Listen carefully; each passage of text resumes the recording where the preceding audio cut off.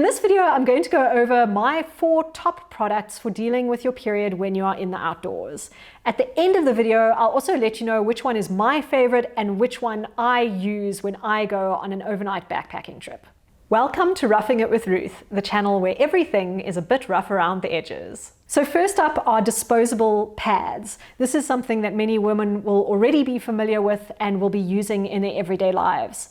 This is just an absorbent pad that sticks into your underwear and catches the blood so that it doesn't leak. You do also get reusable cloth pads, but I would not recommend taking them on a backpacking trip because they are quite a lot heavier than their disposable counterparts, and especially once they have been used, they get particularly heavy, and if there's no way to clean them really well, then they can start developing bacteria and becoming a bit unhygienic. Disposable pads are great because they are lightweight and they are fairly small to pack. They also are not associated with toxic shock syndrome because they are not an internal product.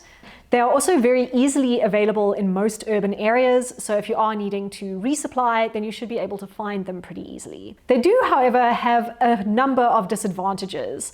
I find that pads can cause some pretty severe chafing just because even though they do absorb the liquid, they can be kind of wet and your legs are moving all the time when you're hiking. They also cannot be used for swimming or river crossings because obviously the pad would just become completely saturated with water, so that's a bit of a limitation when you're in the outdoors. They should be changed every 4 to 8 hours, so you do need to take multiple pads with you depending on how long your trip is going to be. And they also should not be buried ever. They need to be packed out in a trash bag. So you might need to modify your trash bag slightly, either by wrapping duct tape around it to make it opaque, or taking some of those little doggy trash bags with you to put the pad inside and then put that inside of your transparent Ziploc trash bag. Then next up we have tampons, something that most women are familiar with as well. They are also very lightweight and very small, even smaller and more lightweight than pads. You can't feel them if they have been inserted properly, which is great. They're also easily available in most urban areas if you need to resupply, and they can be used for swimming and river crossings, which does make them a little bit more versatile when you're in the outdoors. However, they do also have an association with toxic shock syndrome, and for that reason, you should be really careful to make sure that you do change them every 4 to 6 hours, and you should also be really careful to practice good hygiene when you are using tampons out on the trail because you don't want to introduce any kind of infection. Although you cannot feel them if they've been inserted correctly, the act of inserting and removing them can cause some irritation and can be uncomfortable to a greater or lesser extent for different women, and that can be a bit problematic. They also cannot be buried, so you do need to also put them in your trash bag and make sure you have some kind of opaque container for them.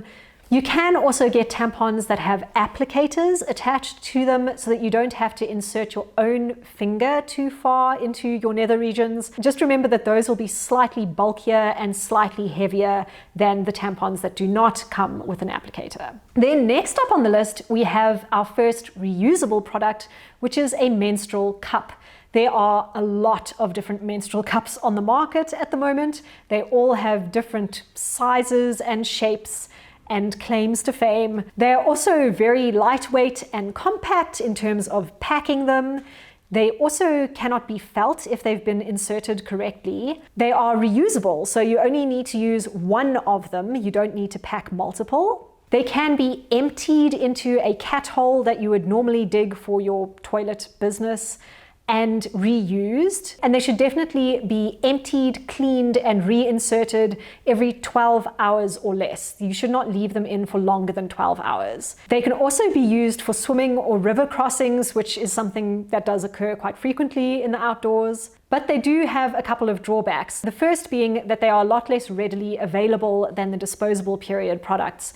So if yours breaks or becomes damaged, it might not be very easy to find a replacement depending on where you are in the world. They also do have a link to toxic shock syndrome, so you shouldn't leave them in for too long and you should practice really good hygiene when you are inserting and removing them. Every time that you remove the cup and want to reinsert it, you should definitely rinse it with clean water. Some manufacturers even recommend that you wash it with a pH balanced soap. But when you do that, you do need to make sure that you have access to clean filtered water, the same kind of water that you would drink. So you might need to carry a little bit of extra water for that purpose. Just like with tampons, they can cause some irritation when they are inserted and removed, so you need to be careful about that. Then the biggest drawback with menstrual cups, in my opinion, is that there's quite a steep learning curve when you are starting to use them. It's not just as simple as inserting a tampon. There are all sorts of different ways that you can fold the cup to insert it, and you need to get the cup to pop open to make sure that it isn't going to leak. Depending on how your own anatomy is arranged, you might need a special type of cup, or you might need to insert it in a specific way. So I would really recommend experimenting with a menstrual cup at home before you take it out on the trail, because you might need to go through several cycles before you are really comfortable with using it. And then last on the list is my personal favorite, and the one that I use in everyday life and on the trail, and that is a menstrual disc. They are also a reusable menstrual product. You just need one of them. You don't need to pack multiple. They're also lightweight and small, just like a menstrual cup. You cannot feel them if they've been inserted correctly. The contents of the disc can be dumped into the same kind of cat hole that you use when going to the toilet.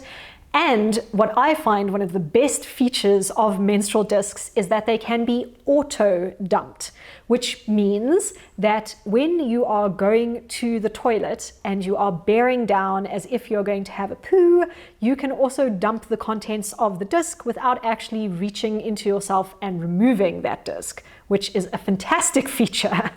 They should also be removed, cleaned, and reinserted at maximum every 12 hours. You shouldn't leave them for any longer than that, because they can also cause toxic shock.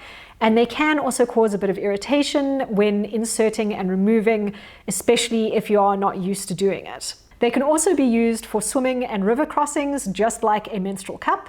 And they can also be used while having sex. They are the only period product that is internal on this list that you can use while having sex for mess-free period sex. So if that's something that you are interested in, then this product is definitely the one for you. They do, however, have a couple of drawbacks, such as being quite messy to empty. A menstrual cup, when you remove it, tends to come out pretty upright, so you don't tend to dump the contents onto your own hand unless it's by accident. But menstrual discs, you have to hook and pull them, and that means that they do tend to tip and spill their contents everywhere. So if you are not used to doing that, the potential for having some kind of accident and getting it on your clothes is quite a lot higher with a disc than with a cup. They are also less readily available, so if they do get damaged or if you lose it, then you might not be able to replace it very easily depending on where you are. They should also be rinsed with clean water, the same kind of water that you would drink every time you remove them, so you may need access to a little bit more clean water than usual. And just like with the menstrual cup, there's definitely a learning curve with menstrual discs, so you definitely want to practice with them in the comfort of your own home before you take them out on the trail. Let me know what your favorite period product is in the comments below, because I'm always keen to hear about new period products that I can try out. Thank you so much for watching this video. If you would like to see more from me, then you can click on my channel name to see videos that I've made in the past, or you can subscribe to my channel to see videos that I'm going to make in the future.